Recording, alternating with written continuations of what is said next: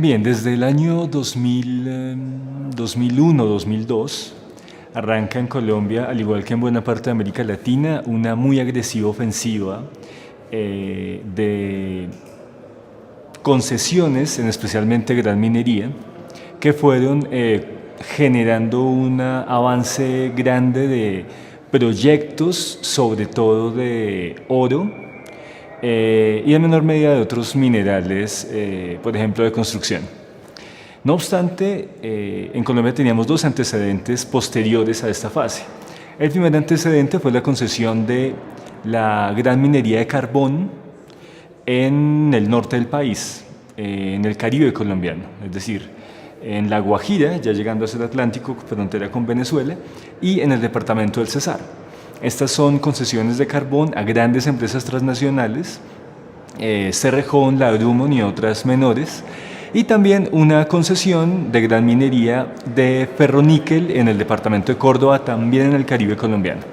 A eso se le suma una explotación de esmeraldas en el departamento de Boyacá, eso es en el oriente colombiano, pero sin duda el quiebre posterior de esas grandes concesiones se da a partir del año 2000-2001.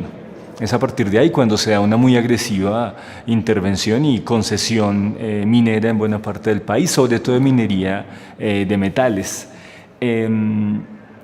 Eso generó una profunda resistencia en las comunidades colombianas, que se fue acentuando hacia finales de la década pasada, es decir, 2005 a 2008, en especial a partir del esfuerzo del movimiento indígena, y luego en la década actual con una rearticulación de esfuerzos en varias vías. Por un lado, movilizaciones sociales en clave de rechazo a la política minero-energética, o por otro lado, aprovechamiento de las fisuras del ordenamiento jurídico colombiano en clave de buscar consultas populares para que la población pudiera decidir si estaba o no de acuerdo con la gran minería.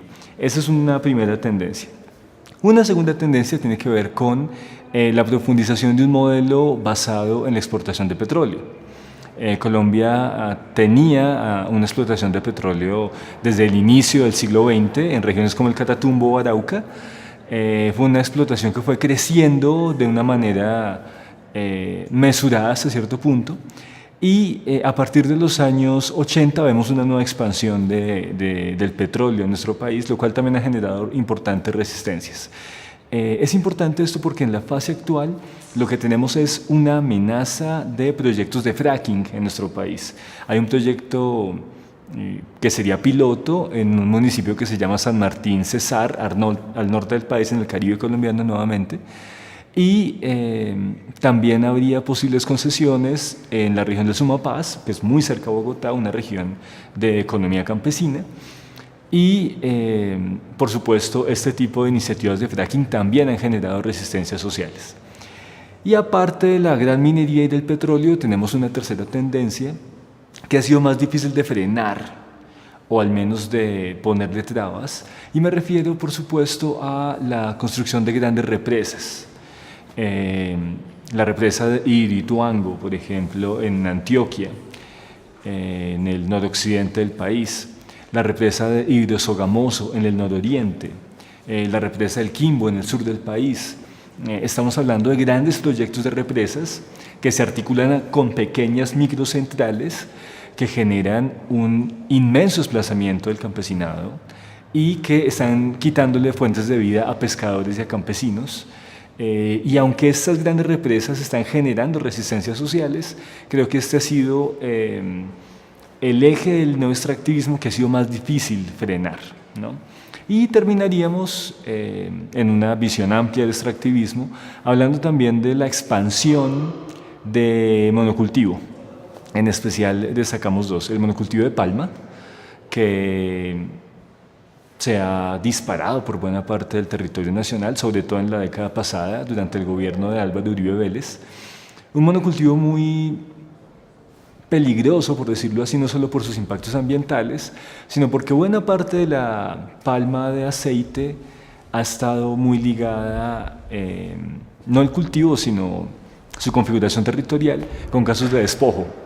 Es decir, en el Catatumbo, en los Montes de María, en el norte del país, o en Mapiripán Meta, en el oriente del país, encontramos casos de masacres y desplazamiento forzado, sobre todo por el paramilitarismo, y posteriormente cultivos de palma, aceite. Entonces lo que hemos tenido en los últimos 18, 17 años ha sido una expansión del extractivismo por estas vías, pero a la vez dinámicas de resistencia que se han opuesto a esta configuración territorial neoextractivista.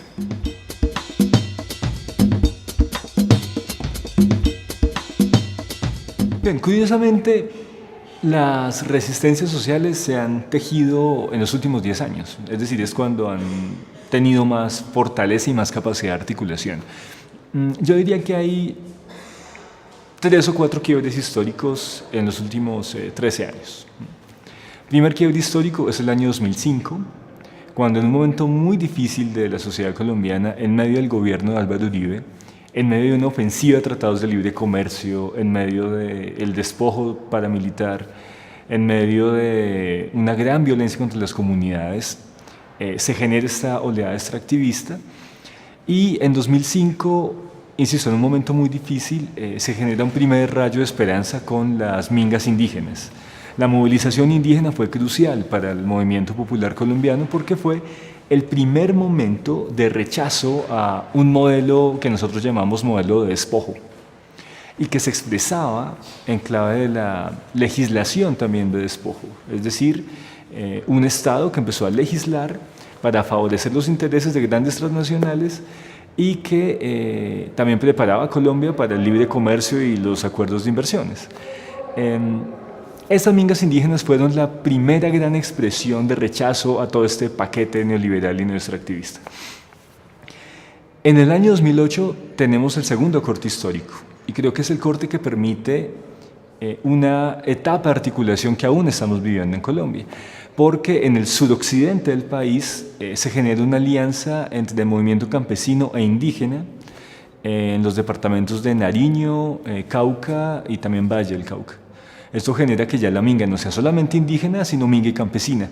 Y eso genera una nueva apertura para nuevas claves en defensa de la territorialidad. Y creo que es en ese momento cuando empieza a darse el paso que Maristela llama el giro ecoterritorial. Yo creo que hubo un giro ecoterritorial muy claro en el movimiento campesino, indígena y afro, en menor medida en el movimiento urbano, pero también está presente. Y creo que el 2008 refleja esa articulación indígena-campesina, sobre todo contra el despojo y contra el neoextractivismo. Vamos a tener un tercer corte histórico crucial en el año 2013 con el paro nacional agrario de agosto de ese año. Es el más importante momento de movilización en la historia reciente de Colombia contra el neoextractivismo y contra el neoliberalismo en la política agraria. Un paro que además tuvo un protagonismo campesino importante, pero que tuvo un importante apoyo en las ciudades, ¿no? Y eso genera, creo yo, otra clave en el movimiento campesino. Gracias a eso hoy existen los dos grandes momentos de articulación campesina y agraria, dignidades agropecuarias y la cumbre agraria campesina, étnica y popular. Y el último corte lo hemos tenido en los últimos 3 o 4 años con el movimiento de consultas populares y de ordenamiento del territorio, que ha sido un movimiento que, aprovechando los mecanismos de participación que ha dado la Constitución, ha generado un movimiento de democracia para que se le consulte a la población sobre si quiere o no quiere proyectos de minería metálica, de fracking, de petróleo y de explotación de energía, o más bien de generación de energía. En ese orden, este movimiento de consultas ha frenado buena parte de los proyectos extractivistas, en especial un proyecto muy agresivo en el departamento del Tolima, en el suroccidente colombiano también, que era la mina de La Colosa, que prometía ser la mina de oro más grande del hemisferio. Y ese proyecto hoy está paralizado gracias al esfuerzo comunitario y gracias al esfuerzo de consultas. Hoy esas consultas y otras propuestas de ordenamiento del territorio han generado que la oleada neoextractivista tenga algunos problemas para asentarse y para que tenga hegemonía. Creo que hoy el neoextractivismo tiene una crisis de hegemonía hasta cierto punto, Y creo que el momento que está viviendo el país es de propuestas alternas al nuestro activismo, de movilización social y de defensa del territorio.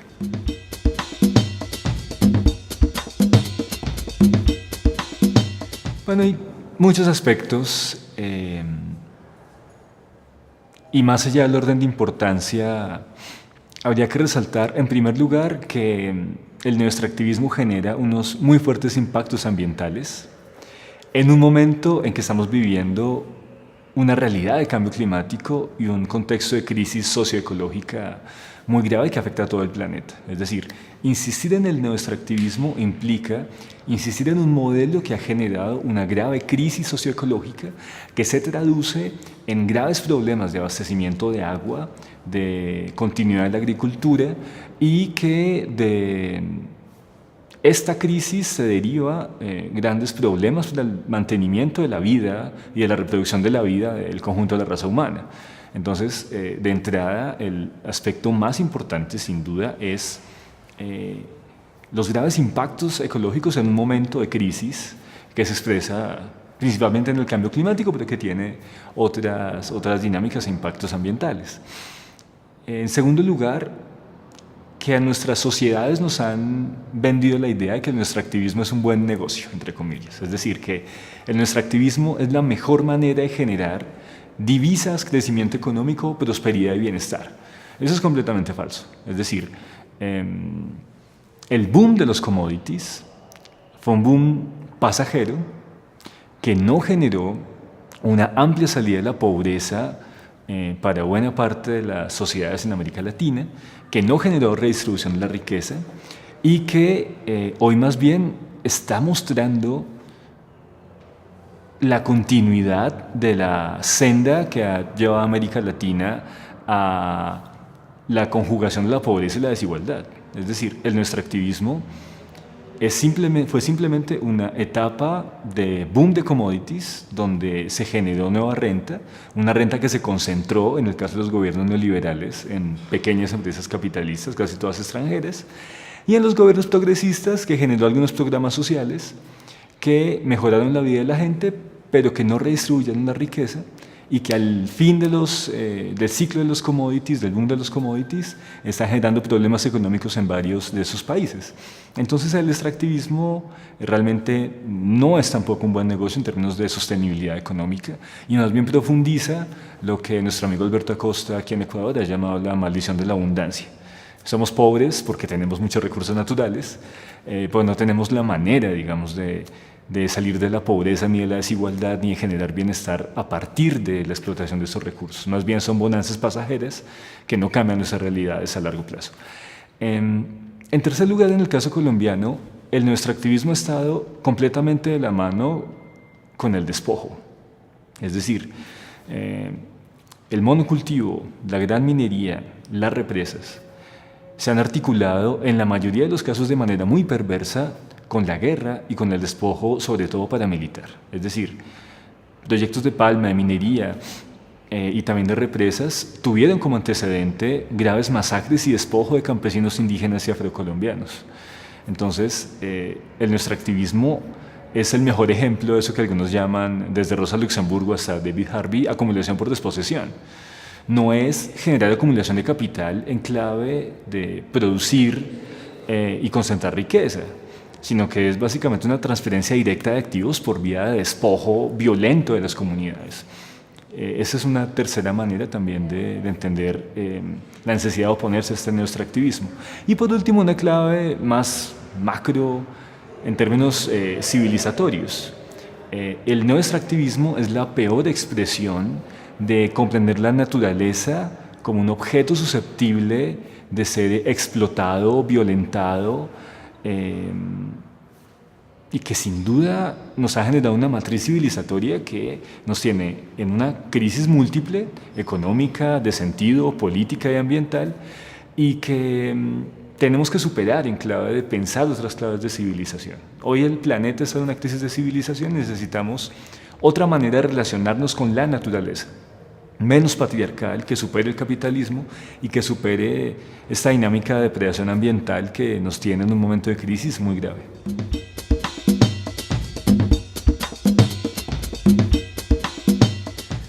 Sí, yo creo que se vienen construyendo alternativas a lo largo y ancho de nuestra América.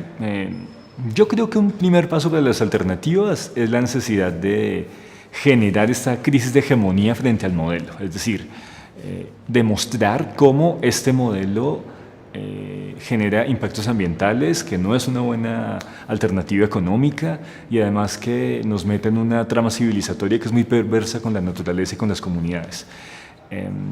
Creo que ese primer paso de disputar la hegemonía en términos de creencias, de discursos y de preferencias es bien importante en términos de pensar las luchas políticas y sociales a largo plazo. Creo que en segundo lugar, a lo largo y ancho de América Latina y también en buena parte del sur global, se viene dando una dinámica muy diversa de defensa del territorio y de construcción de nuevos territorios. La lucha por la soberanía alimentaria, la defensa del agua, todos los movimientos ecoterritoriales, todo lo que pasa por las tramas ecofeministas. Creo que Maristela, Svampa, Vandana Shiva, Tatiana Roa y muchas grandes intelectuales han mostrado que buena parte de la resistencia a los proyectos extractivistas y la generación de alternativas pasa por organizaciones de mujeres o lideradas por mujeres. En Colombia está ocurriendo lo mismo. Y creo que en esa defensa del territorio y en esa visión no patriarcal de la naturaleza hay una potencia muy, muy importante. Y creo que también se están dando desde los movimientos populares, ecoterritoriales, ambientalistas, como los queramos llamar, se está dando un gran debate sobre cómo entender un modelo que supere nuestro activismo y que supere la ilusión del desarrollo. Y digo ilusión del desarrollo en la medida en que es muy claro cómo este modelo no fue más que un espejismo rentista que en realidad no nos llevaba a mejorar la calidad de vida de nuestras sociedades. Y creo que estos debates hoy están generando la posibilidad de cambiar políticas, no creo que en el corto plazo, pero sí a mediano plazo. En Colombia, por ejemplo, el reciente debate electoral estuvo muy marcado por la pregunta de cómo generar una transición energética hacia energías alternativas que respeten los territorios y que desenvuelvan otro tipo de trato con la naturaleza. Y creo que hay unas claves importantes. Ahora, hay un problema que es real y es que tal vez estamos viendo avances importantes que tal vez se materialicen en el mediano plazo, pero ya en el corto plazo tenemos una crisis socioecológica que está poniendo en peligro la vida de la raza humana en el planeta. Así que yo creo que este es un momento muy importante de defensa del territorio, de resistencias y de debates, de maneras de superar el modelo, pero el problema es si tenemos realmente el tiempo, aunque eso suene catastrófico, pero la crisis socioecológica está generando impactos gravísimos a lo largo y ancho del planeta y necesitamos respuestas también un poco más en el corto plazo y no solo en la posibilidad del mediano plazo.